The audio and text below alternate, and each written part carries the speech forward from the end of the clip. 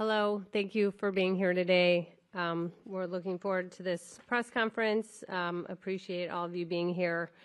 I'm honored to introduce to the stage Deputy Secretary Jim O'Neill.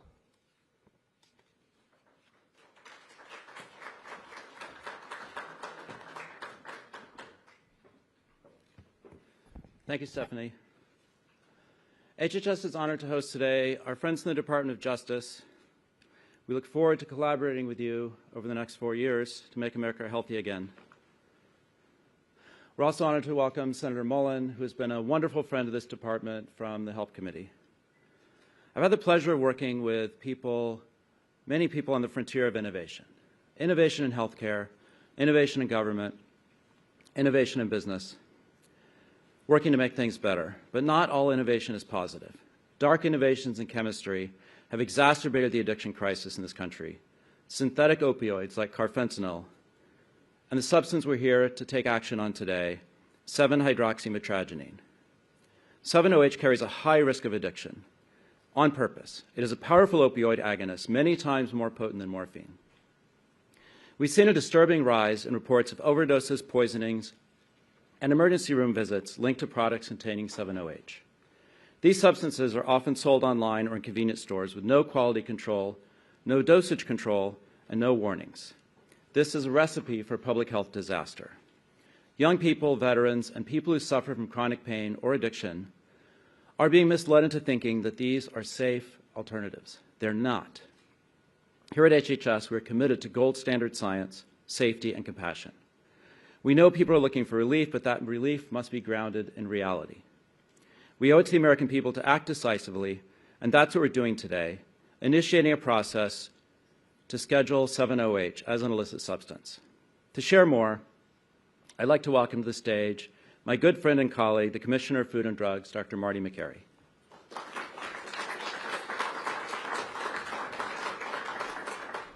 Thank you, Deputy Secretary O'Neill. It's great to be here.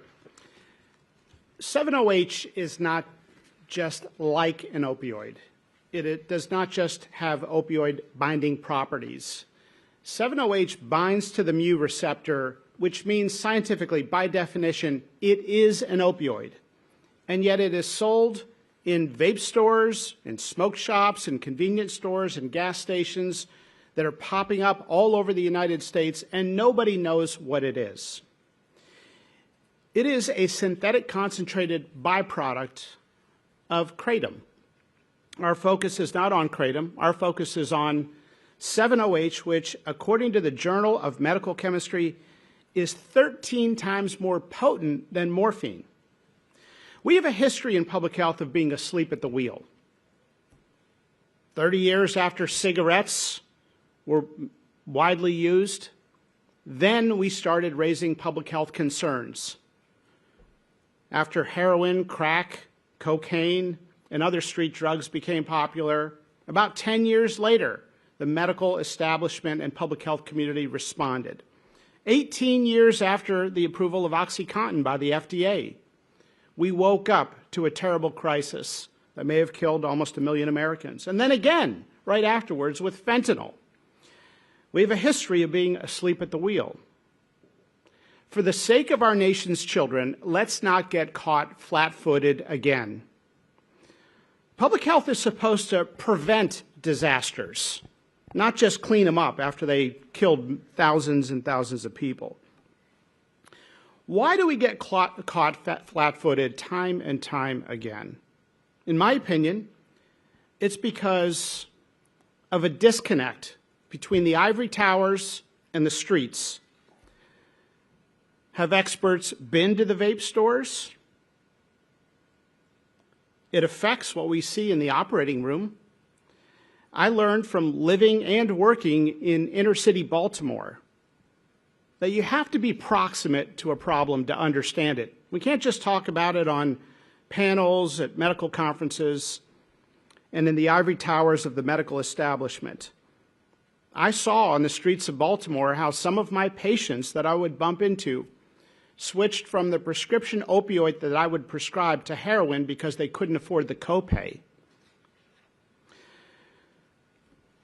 I've been surprised going to these vape stores at what I'm seeing. First of all, roughly 85% of the vape products are illegal vape products. We know that because the FDA publishes a list of legal vape products, and no cutesy, fruity flavor designed to appeal to children or a video game vape product device is legal or approved by the FDA.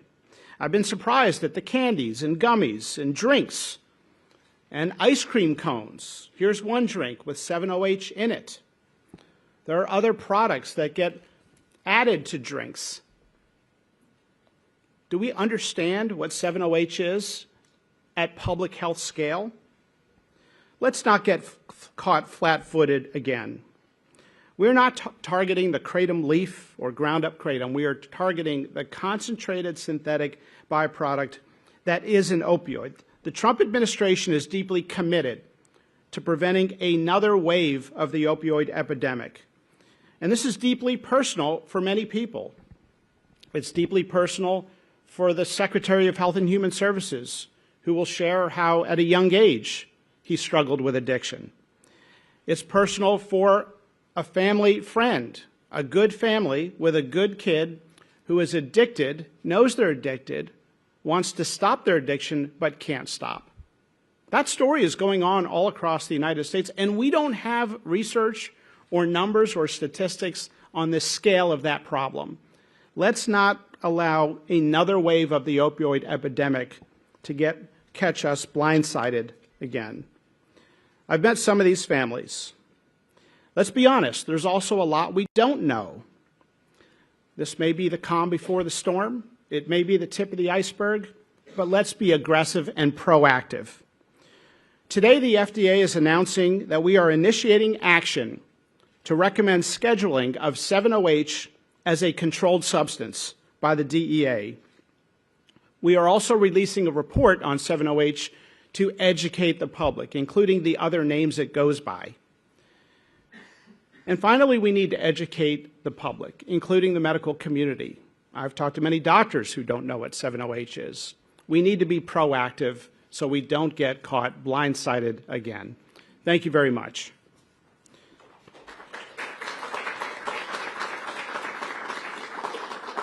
Now I'd like to introduce DEA Assistant Administrator Tom Prvoznik. Tom, if you could come up here. He leads the Diversion Control Program Office, and he's worked with HHS to uncover billions in healthcare fraud. Thank you, Tom.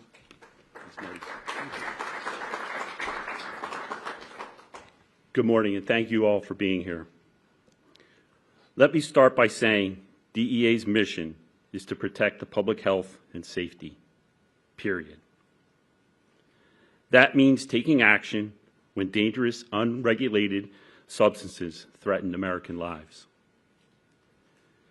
DEA just received the Department of Health and Human Services formal recommendation for 7-hydroxide mitragynine, and now that we have it, we'll review it expeditiously, thoroughly, and in accordance with the law. We don't play politics with science, and we don't cut corners when it comes to public safety. DEA is the agency charged with making the final scheduling decisions under the Controlled Substances Act. But we don't act alone. We rely on HHS and the FDA to conduct rigorous, science-based evaluations, including the 8-factor analysis that considers abuse potential, medical use, and public health risks. DEA will now begin the legal rulemaking process, which includes an opportunity for the public to comment before any final scheduling decision is made. That means full transparency, and all voices will be heard.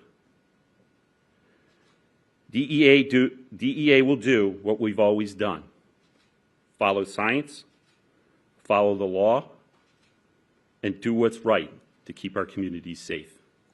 Thank you.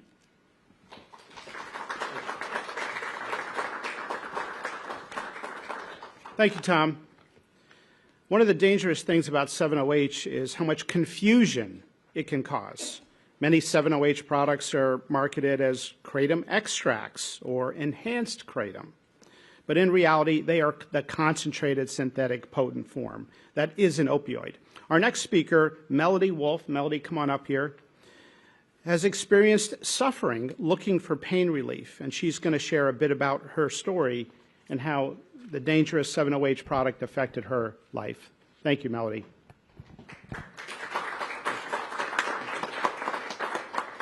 So very good to be here today. My name is Melody Wolf, and I'm from Kalamazoo, Michigan. I have 3 grown children, and I'm going to be celebrating my 39th wedding anniversary on July 31st. So I'm very happy to get to do this and have my family see me doing this today. I'm also a 20-year chronic pain patient. I spent 8 of those years in bed. Our home was a pretty dismal place. My kids had fans on in their rooms at night because they needed to sleep and they couldn't hear me crying in the downstairs. They were able to go to very few activities because I was bedridden. And they had no parent to take them. My husband was working, and so we missed out on a lot of activities that they should have been at. And to be quite truthful, my marriage was headed for a divorce. But remember, I'm celebrating my 39th wedding anniversary soon. I saw many doctors at the Cleveland Clinic, the University of Michigan Rheumatology, and so many specialists. I was taking up to 11 medications at one time from one doctor, and one of them being the highest patch count for fentanyl. It didn't really help my pain. It made it easier to take because it made me sleep a lot, it made me groggy, but you know what? It also made me mean. And like I said, our house was a dismal place, and I'm just so thankful that I found a botanical called kratom. And right away, my life improved. I was out of bed, I was doing activities with my kids, and I lost a lot of weight too. Being in bed for 8 years, it affects your health very negatively. So I got my life back. I've taken tent camping trips to both eclipses, and things just turned around for my family. And in 2022, during COVID time, my daughter and son-in-law lost their child care. I got a call. Mom, would you like to come move in with us for the year? I said yes immediately. Don't you have to ask Dad? No. So it was very, very thrilling for me to get to spend the entire year with my granddaughter. And it was kratom only, the powdered leaf, that saved my life. And now I'm seeing something very dangerous happen. 7-OH is being sold over the counter, and it is not the plant. It's a concentrated substance that is very dangerous to consumers. 7-OH is not what helped me get out of bed and get a quality of life again that I enjoy. I check out my smoke shops, make sure that they're selling products appropriately, that there's labeling on them, that they have a no minors, and that kratom is behind the counter locked up. I did that on Sunday. I said, where are your kratom products? He said, oh, here they are. He handed me a 7-OH product. And I said, that's not kratom. And he was very confused. He said, it's not. I thought it was. I said, no, it's not. I briefly explained it to him. And then when I told him that I do not take 7-OH, I never would, he said, well, I'm very glad to hear that, because many of my customers tell them that it takes them back to their heroin days. And there is the big danger. So this is what's happening. 7-OH is pulling people away from the opioid use that they've been trying to get away from. 7-OH needs to be off of the shelves. Thank you. Thank you, Melody. Now we're going to hear from Senator Markwayne Mullin from Oklahoma, and he has been a champion in Congress on addressing the opioid epidemic. And so, Senator Mullin, great to have you here, and thanks for speaking. Thank you. Great. Thank you, sir. Appreciate it. You know, we all get involved in issues for purposes of either passion or personal experiences. And with the opioid crisis or the drug epidemic we've had throughout the country, it's affected almost all of us, either directly or indirectly. For us, my wife and I, it's affected us directly. You know, unfortunately, we have family members that we love and we want to take care of. And if you've ever dealt with a family member that is struggling with drug use and you're the caregiver of that individual, they go missing for days. And you're worried about your phone ringing. You're afraid to be away from your phone. The phone rings at 2 o'clock in the morning, you pick it up because you're afraid to hear what you're worried about 24/7 is they found him dead.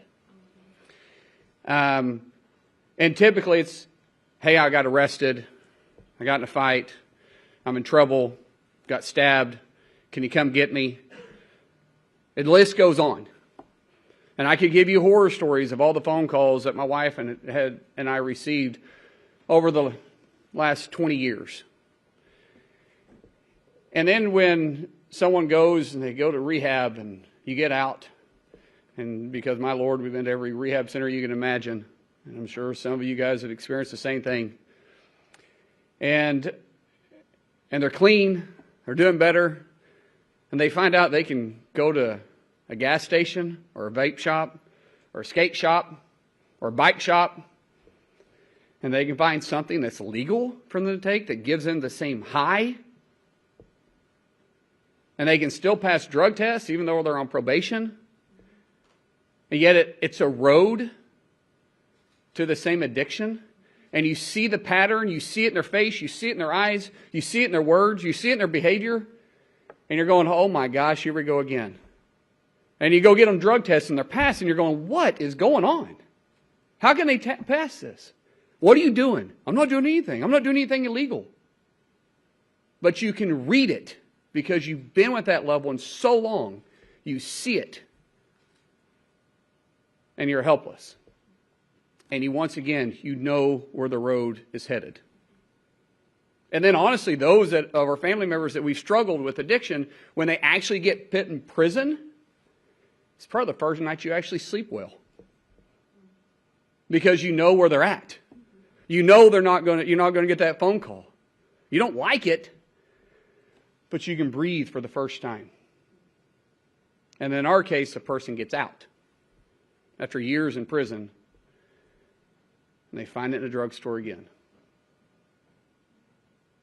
And these individuals that are selling it know what they're doing. They know the individuals they're targeting. They know the loophole and selling it as a dietary substance. Well, they probably do lose weight, but not for the purpose that we would like them to. And now that industry has grown from nothing to over a $9 billion industry. More than even opioids that are selling on the street, which is at $5 billion a day. Because they justify it. It's legal. But it's an addiction that's ruining lives. It's an addiction that's truly killing people because it leads them down a road that sometimes they'll never recover from. And we've known this. And for the first time, we have a secretary that not only has a backbone to do something about it, but he does it because he has personal experience.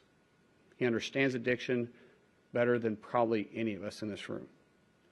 And it takes somebody like that understands the danger that this causes to stand up and push against this, I say, illegal industry, because they're using every loophole they possibly can. And once again, selling it as an energy drink or a dietary, but yet the packages look like it came off the shelf of a cereal box or a candy bar or one of their favorite Mountain Dew drinks. The list goes on. They know who they're targeting. And so, Secretary Kennedy, thank you for standing up and actually doing something about this. Because this isn't anything new. This has been around for years. But without your leadership, this would never happen. So, from my family and every single family that has dealt with this. God bless you, and thank you.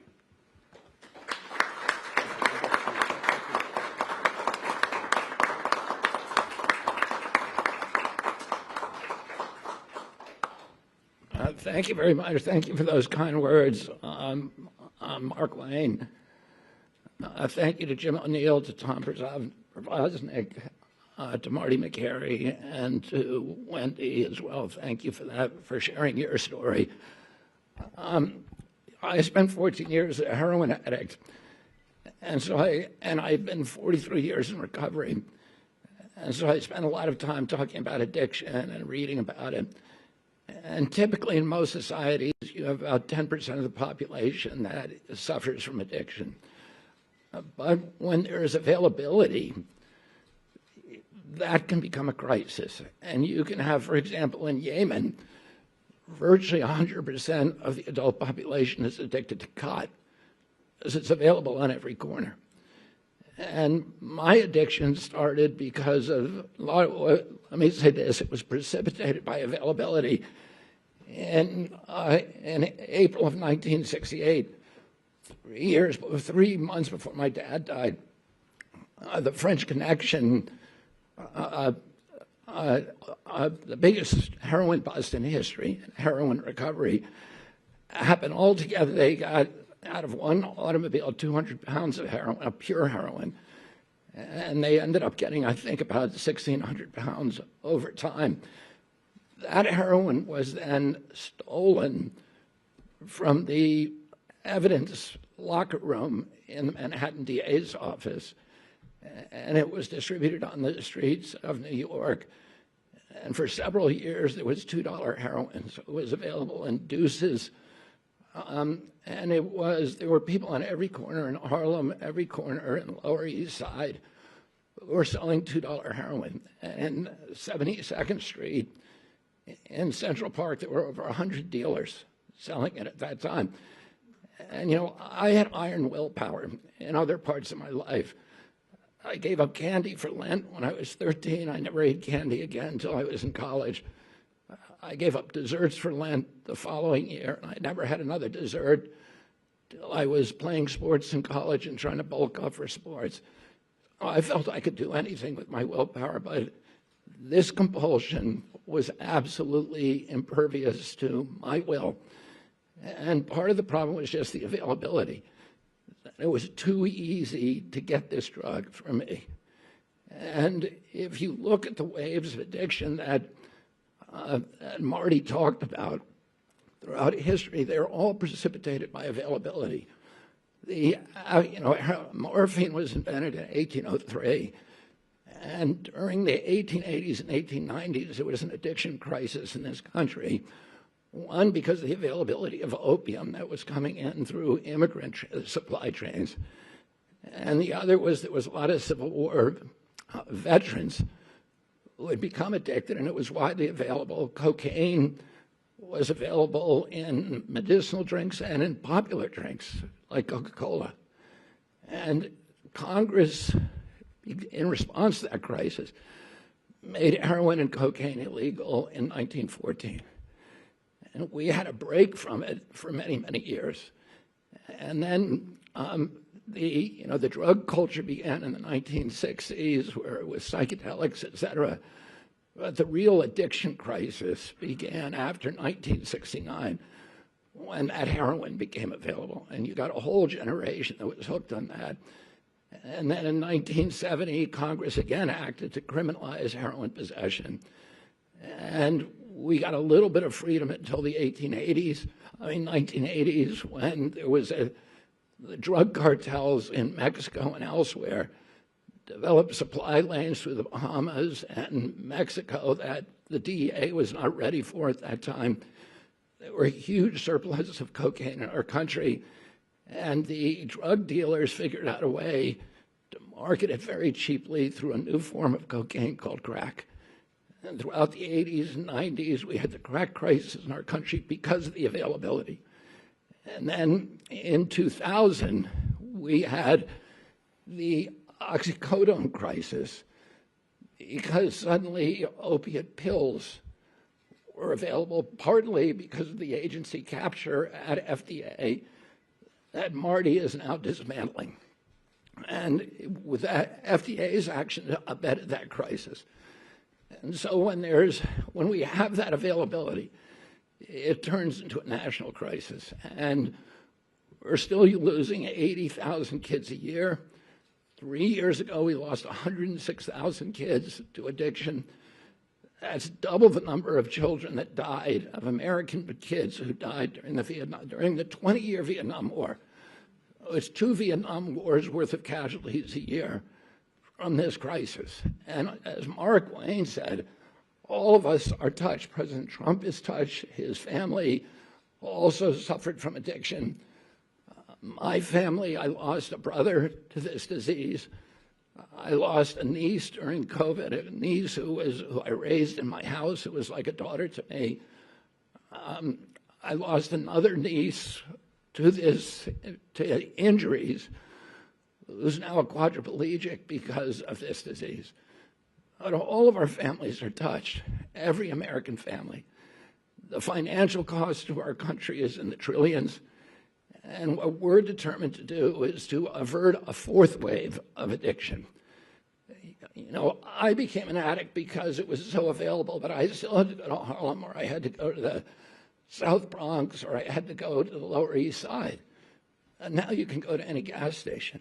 And the people who are marketing these drugs, we were met with Pam Bondi yesterday, talking about this issue, and with these people from the DEA, and they showed us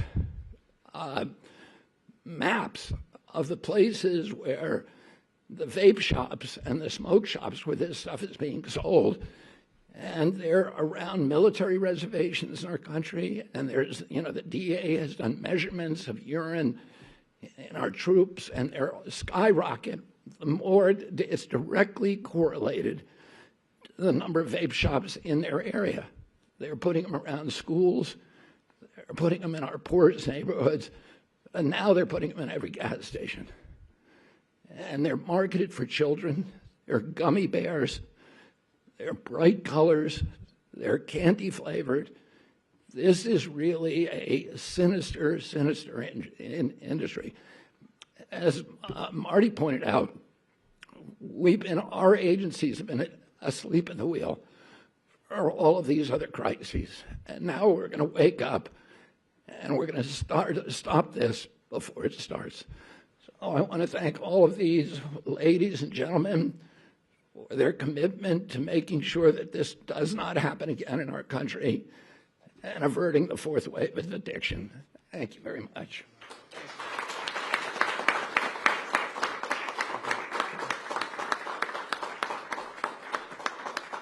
Thank you, Secretary Kennedy. We're now going to take questions from the press.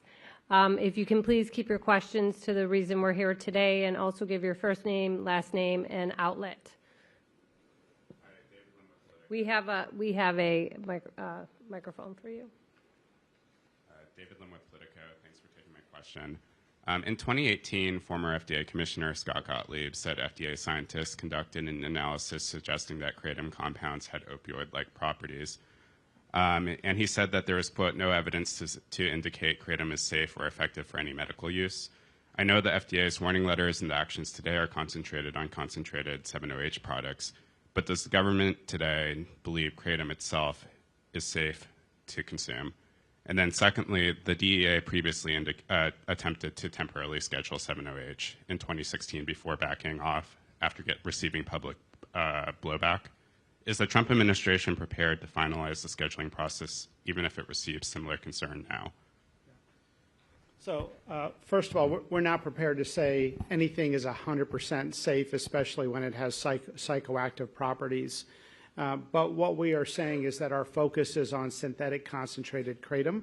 And you point out a good point, and that is that if we talk about all 7-OH, then we're not distinguishing to the public the risk stratification of the synthetic concentrated from the trace amounts of 7-OH that naturally appear in the kratom leaf and have for centuries and have been used in teas and other things. So our scheduling recommendation will delineate trace amounts from synthetic concentrated amounts? Great question. Thank you.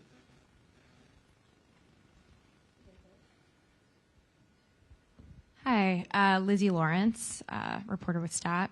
I'm curious how many, if there are any known cases there are of 7-OH being recorded as the sole cause of a fatal overdose. We have terrible statistics because if somebody comes in with 7-OH overdose, I'm not even sure a doctor would know to ask about 7-OH. Very few doctors I've spoken with know what's in these vape stores or know what 7-OH is. I've had to explain it to the dozen or so doctors I've talked to. So I think we're just starting to understand.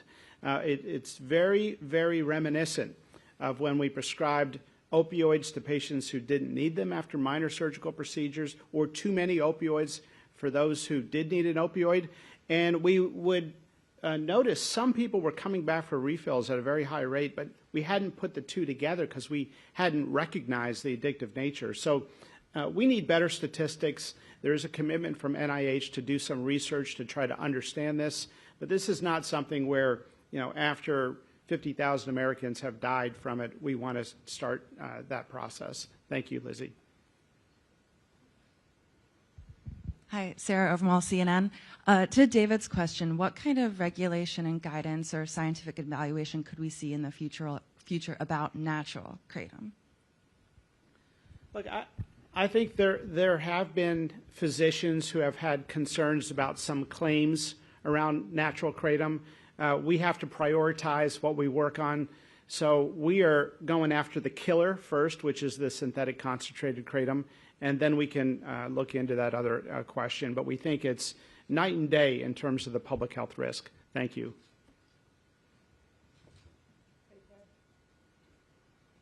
Hey, thank you. I'm Scott with CBS. You mentioned the doctors need to become more familiar with the danger here, and you've issued a letter, I think, today to doctors. But what, in fact, changes today?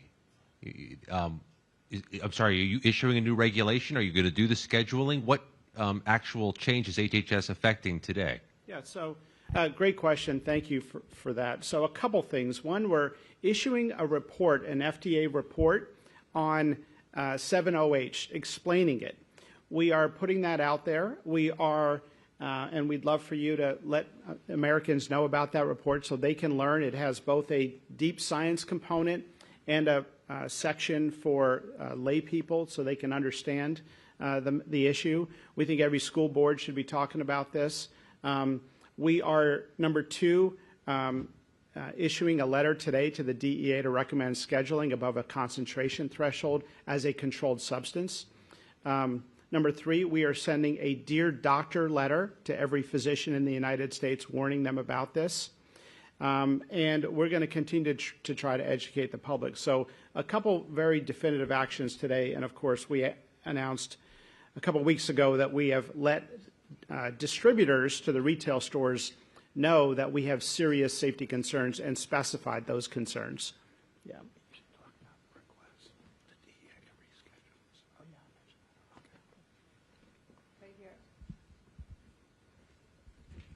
Hi, Margaret Manta with Notice. You said that you're thinking about this in terms of concentration, where it's like trace amounts of 7-OH and kratom versus, the much more concentrated product. Is this a framework that you think the FDA could use for other dietary supplements? I think it's a good idea. Thank you for suggesting it. We do something called an 8-factor analysis. So our scientific team and the scientific team at the DEA independently try to evaluate, is there a threshold? And they look at animal studies and a whole bunch of other criteria to look at dependence and addictive thresholds. So we have a threshold that is calculated in 2 different mathematical ways to try to distinguish what we're talking about with concentrated kratom from the trace amounts that appear in the kratom leaf. Thank you.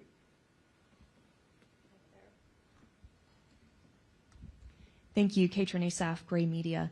I know you said this process is just beginning, but of course that takes time. So in the meantime, can you tell us how quickly can we see these products removed from shelves or at least made harder to obtain? And then what message do you want to give to Americans who are seeing this and saying, oh, I thought it was totally safe, and maybe still today can actually go and get it?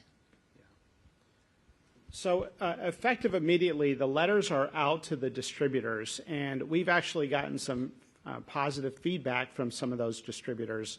So we're sounding the alarm with the distributors of the synthetic concentrated kratom. We also want to create a national conversation where parents talk to their children.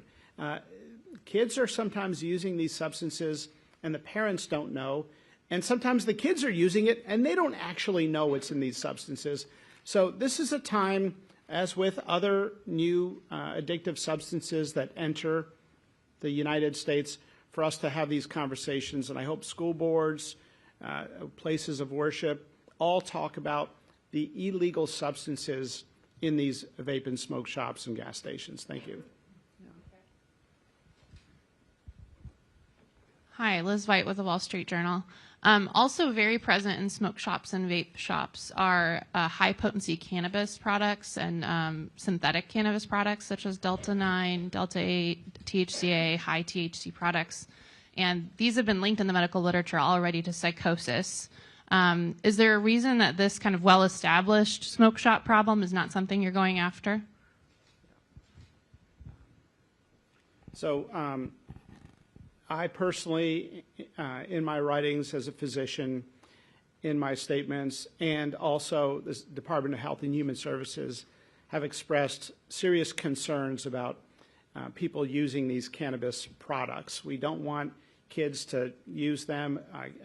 Cannabis use disorder is a real thing, and as you appropriately mentioned, there are now studies linking it to psychosis and even cardiovascular problems. So that is an entirely separate public health campaign, and it's an important issue. Thank you. Last question right here. Thank you. Amanda Seitz with the Associated Press. I was wondering if you could say what class you're recommending that it be scheduled and how quickly you're expecting the DEA to act. Class 1, it is an opioid by definition. It will be ultimately up to the DEA to decide. Thank you. Thank you so much.